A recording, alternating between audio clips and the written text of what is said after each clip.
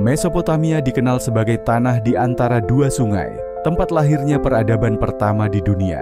Dan Indonesia merupakan sebuah negeri kepulauan yang kaya akan budaya dan sejarah. Apakah mungkin ada benang merah yang menghubungkan kedua peradaban kuno ini? Mari kita telusuri jejak sejarah yang tersembunyi dan mengungkap misteri hubungan antara Indonesia dan Mesopotamia.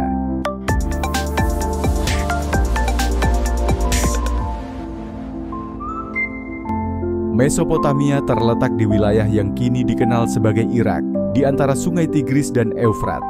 Peradaban ini muncul sekitar tahun 4000 sebelum Masehi dan dikenal sebagai salah satu peradaban tertua di dunia. Bangsa Sumeria, Akkadia, Babilonia, dan Asyur adalah beberapa masyarakat yang membentuk peradaban ini. Mereka dikenal dengan pencapaian luar biasa, termasuk sistem tulisan pertama, yaitu aksara paku, serta arsitektur monumental seperti zigurat.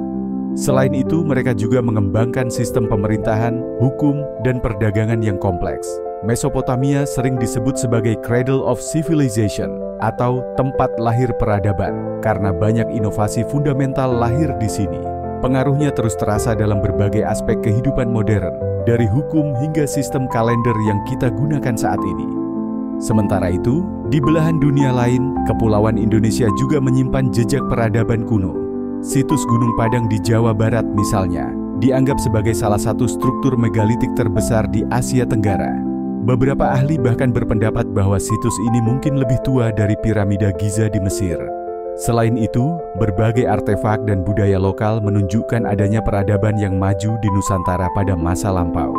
Berbagai temuan seperti kapak batu dari zaman Neolitikum serta prasasti beraksara Pallawa menandakan interaksi dengan peradaban lain seperti India dan Cina. Kerajaan-kerajaan awal seperti Kutai dan Tarumanagara juga menjadi bukti berkembangnya sistem pemerintahan, ekonomi, serta kepercayaan spiritual di wilayah ini. Dengan pengaruh maritim yang kuat, Nusantara pun menjadi jalur perdagangan penting yang menghubungkan dunia barat dan timur sejak zaman kuno. Meskipun tidak ada bukti langsung yang menunjukkan interaksi antara Mesopotamia dan Nusantara, beberapa indikasi pengaruh budaya dapat ditemukan. Salah satunya adalah upacara tabuik di Minangkabau, Sumatera Barat. Upacara ini memiliki kemiripan dengan tradisi Asyura di Timur Tengah yang memperingati peristiwa Karbala. Beberapa ahli berpendapat bahwa tradisi ini dibawa oleh para pedagang atau ulama dari Persia ke Nusantara. Selain itu, motif-motif pada beberapa artefak di Indonesia menunjukkan pengaruh seni Timur Tengah yang mungkin diperkenalkan melalui jalur perdagangan kuno. Jejak pengaruh ini juga dapat dilihat dalam perkembangan sistem kepercayaan dan mitologi lokal yang mengalami perpaduan dengan elemen-elemen dari luar. Beberapa struktur megalitik di Indonesia memiliki kesamaan konsep dengan bangunan zigurat di Mesopotamia, meskipun dalam bentuk yang lebih sederhana. Selain itu, sistem irigasi dan pertanian yang berkembang di kerajaan-kerajaan awal Nusantara menunjukkan adanya adopsi teknik yang mungkin dipengaruhi oleh peradaban-peradaban besar di Asia. Hal ini menegaskan bahwa Nusantara sejak dahulu telah menjadi bagian dari jaringan perdagangan dan pertukaran budaya global. Pada masa lalu, jalur perdagangan maritim memainkan peran penting dalam penyebaran budaya dan teknologi. Jalur sutra maritim misalnya menghubungkan Timur Tengah dengan Asia Tenggara, memungkinkan pertukaran barang, ide, dan budaya. Melalui jalur inilah pengaruh budaya Mesopotamia dan Persia mungkin mencapai Nusantara. Pedagang membawa serta barang dagangan, serta tradisi dan kepercayaan mereka, yang kemudian berinteraksi dengan budaya lokal.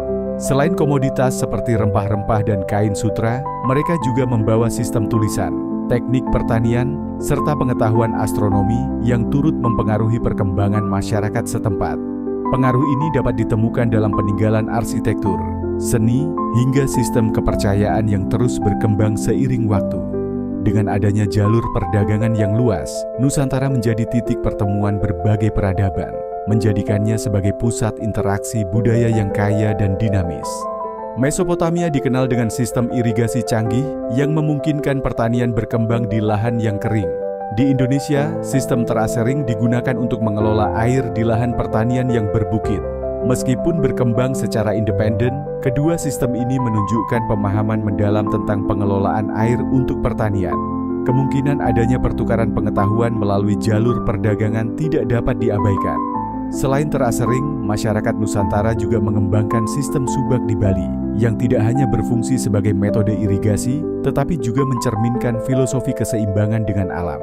Sementara itu, di Mesopotamia, kanal-kanal besar dibangun untuk mengatur aliran air sungai Tigris dan Eufrat, memastikan keberlanjutan pertanian di daerah yang rentan terhadap banjir dan kekeringan. Kesamaan dalam pendekatan adaptasi terhadap lingkungan ini menunjukkan bagaimana peradaban kuno mampu menciptakan solusi cerdas untuk mempertahankan kehidupan mereka. Kita telah membahas kemungkinan hubungan antara Mesopotamia dan Nusantara, tetapi ada satu teori yang jauh lebih kontroversial, yaitu bahwa Nusantara bisa jadi merupakan peradaban yang jauh lebih tua dari yang kita kira. Jika teori ini benar, maka sejarah peradaban manusia mungkin perlu ditulis ulang, dengan Nusantara sebagai salah satu titik awal perkembangan peradaban dunia. Gunung Padang di Jawa Barat, yang menurut beberapa peneliti memiliki struktur yang lebih tua dari piramida Mesir, bisa jadi merupakan bukti peradaban maju di Nusantara sejak ribuan tahun lalu.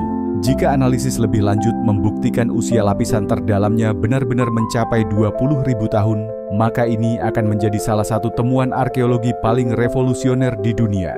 Profesor Arisio Santos, seorang ilmuwan asal Brasil, mengusulkan teori bahwa Atlantis, peradaban maju yang hilang itu, sebenarnya adalah Nusantara. Ia berpendapat bahwa wilayah ini dulunya adalah daratan luas yang tenggelam, akibat kenaikan permukaan laut setelah zaman es. Jika benar, maka Nusantara bukan hanya tempat yang dipengaruhi oleh peradaban kuno, tetapi mungkin adalah pusat peradaban itu sendiri. Namun teori ini masih menjadi perdebatan besar di kalangan akademisi, dengan banyak yang menuntut bukti lebih kuat untuk mendukung klaim tersebut. Kita sering menganggap sejarah sebagai sesuatu yang sudah pasti dan mutlak. Tetapi dalam kenyataannya, sejarah terus berubah seiring ditemukannya bukti-bukti baru.